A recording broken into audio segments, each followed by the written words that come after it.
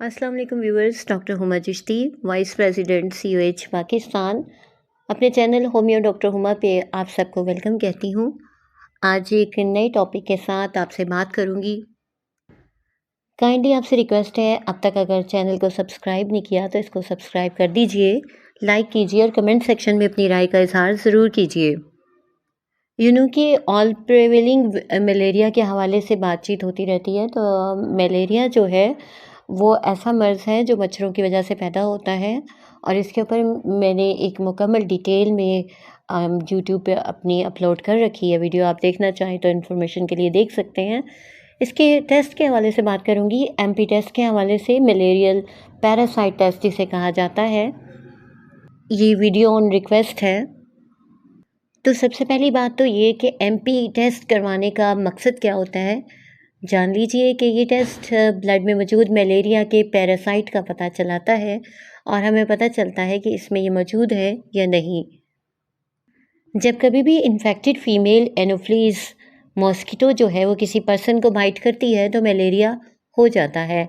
इसकी 5 different species होती हैं इस प्लाज्मोडियम की, और वो वन बाय वन आपको बाय नेम बता देती हूँ। बिकॉज़ हम बात कर रहे हैं टेस्ट के हवाले से तो ज़्यादा डिटेल में नहीं जाएंगे। नंबर 1 पे आती है प्लाज्मोडियम विवेक्स और फिर प्लाज्मोडियम फॉल्सीपेरम। इसको P विवेक्स और P फॉल्सीपेरम कहते हैं। इसी तरह थर्ड पे P ओवेल आ जाती है, P मलेरी आती है और P नोल्सी आ जाती है। ठीक है, ये 5 जो हैं टाइप्स हैं, स्पीशीज़ कह लीजिए प्लाज्मोडियम की, जिनकी वजह से मलेरिया कॉज होता है। टेस्ट में देखा क्या जाता है, इसमें प्रोटीन्स होते हैं कुछ जिन्हें चेक किया जाता है। हम इन्हें एंटीजेंस कहते हैं और ये वो एंटीजेंस होते हैं जिनको मलेरिया पैरासाइट रिलीज़ करता है। अगर तो ये टेस्ट में मौजूद होती हैं तो सीन लिखा हुआ आता है, यानी ये पॉजिटिव हो जाता है टेस्ट।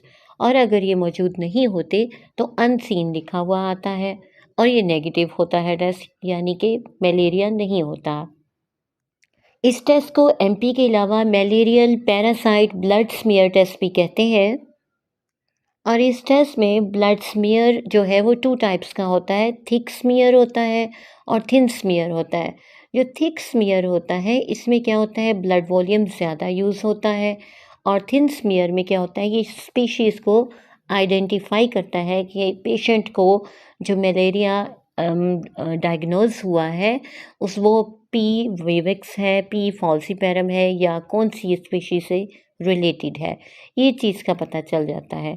लिहाजा अगर आपको इस किस्म की कोई सिम्टम आ रही हो, लाइक चिल्स हो रहे हैं, सर्दी लग रही है, फीवर हो रहा है, बुखार हो रहा है यानी कि, और स्वेटिंग हो रही है, बहुत ज़्यादा पसीने आ रहे हैं, नोज़िया एंड वॉमिटिंग की कंडीशन है यानी मतली और क्या हो रही है, सर में दर्द है, थकावट है, कमज़ोरी है, इस किस्म की कोई कंडीशन है, या जिस्म में दर्द है, या स्प्लेनोमेगाली हो गई है यानी तिल्ली का बढ़ जाना इसे कहा जाता है, और या फिर जॉन्डिस की कंडीशन पैदा हो रही है, और ड्राई कफ है पेशेंट को यानी हल्की हल्की सी खुश्क खांसी है, जो कि आजकल के मौसम में स्मोक की वजह से भी हो जाती है और different type of chest infections की वजह से भी हो जाती है। इसी तरह कोई एब्डोमिनल डिस्कम्फर्ट है यानी अगर कोई पेट में प्रॉब्लम है या जॉइंट पेन्स हैं तो लाजमी ये टेस्ट करवा लीजिए। इसके अलावा रूटीन मॉनिटरिंग के लिए ज़रूरी होता है कि आप इसमें, यानी अगर कोई ब्लड ट्रांसफ्यूजन करवाना है किसी ने तो उससे पहले भी टेस्ट करवा ले, या जो लोग मलेरिया वाले एपिडेमिक जोन में सफ़र कर रहे हों उनके लिए भी ज़रूरी है। इसके अलावा उन सीवियर केसेस में इस टेस्ट का करवाना ज़रूरी है कि जहां इलाज की एफिकेसी को चेक करना हो, मॉनिटर करना हो, आया पैरासाइट जो है वो किल हो गया है मेडिकेशन के थ्रू या नहीं, ये चीज़ चेक करने के लिए। इसके करने का तरीका क्या होता है, ये चीज़ आपको बताती चलूँ कि इसमें कोई फास्टिंग रिक्वायर्ड नहीं होती, यानी कि भूखा रहने की ज़रूरत नहीं है। आपने जैसे भी आपने नाश्ता किया है, लंच किया, जो भी किया है, तो आप जाके ये टेस्ट करवा सकते हैं। इसके अलावा जब आप डॉक्टर के पास जाएँ तो अपनी मेडिकेशन के बारे में ज़रूर बताइए कि ऑलरेडी जो मेडिसिन्स आप यूज़ कर रहे हैं वो कौन-सी हैं।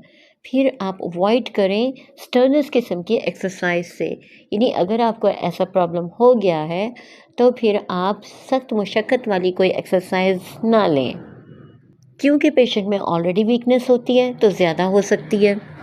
स्मोकिंग को अवॉइड कीजिए, इसी तरह से ये आपको बताती चलूँ कि बाजू पर टॉर्निकेट लगाकर टाई कर दिया जाता है, यानी बाँध दिया जाता है इसको अच्छे तरीके से, और अल्कोहल कॉटन स्वैब से क्लीन करके फिर स्मॉल नीडल को बाजू में इंसर्ट किया जाता है, जो बाजू की वेन में किया जाता है, और एक स्टरलाइल टेस्ट ट्यूब में डाल दिया जाता है ब्लड को।